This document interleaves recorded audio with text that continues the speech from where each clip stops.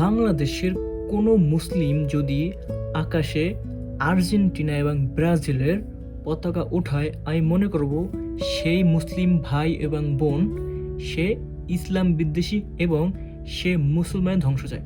আসসালামু আলাইকুম।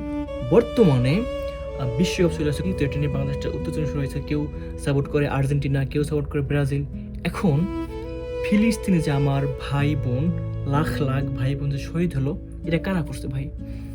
একটা জরিপ আসছে যে ফিলিস্তিনে 3 থেকে 4 লাখ মানুষ শহীদ হয়েছে এবং 8 থেকে 10 লাখ মানুষ আহত হয়েছে। ঠিক আছে, এখন আর একটা জিনিস আমার সামনে আসছে যে সব থেকে যে কারা একটু হেল্প করছে ওদেরকে মারার জন্য, সব থেকে উপরে আসছে 4টা দেশ, আপনার ভারত, আমেরিকা, কানাডা এবং ব্রাজিল। ঠিক আছে, এই 4টা দল, এই 4টা দেশ। এখন ধরেন 4 লাখ মানুষ শহীদ হয়েছে, সেখান থেকে 4টা ভাগ করি, যদি 4 জনকে ভাগ করে দিই তো এক একজনের 1 লাখ পড়ে। যেমন ব্রাজিলের 1 লাখ, ভারতের 1 লাখ, কানাডার 1 লাখ এবং হলো আমেরিকার 1 লাখ। এখন যেই ব্রাজিল আমার মুসলিম ভাই বোনদেরকে শহীদ করছে, আমি কিভাবে আমার বিবেকে কি এটা বলে যে আমি সেই ব্রাজিলের পতাকা আমার দেশের আকাশটা নাই উঠাই?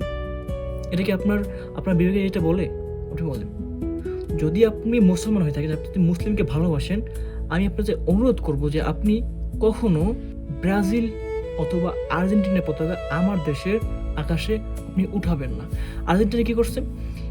আর্জেন্টিনা ধরুন সরাসরি এদেরকে সাহায্য করে, কিন্তু যেই সব দেশ সমর্থন করছে তার ভিতরে আর্জেন্টিনা একজন আছে। এমনকি মেসি, সেও কিন্তু এখানে সাহায্য দিছে আমার মুসলিম ভাইদেরকে মারার জন্য।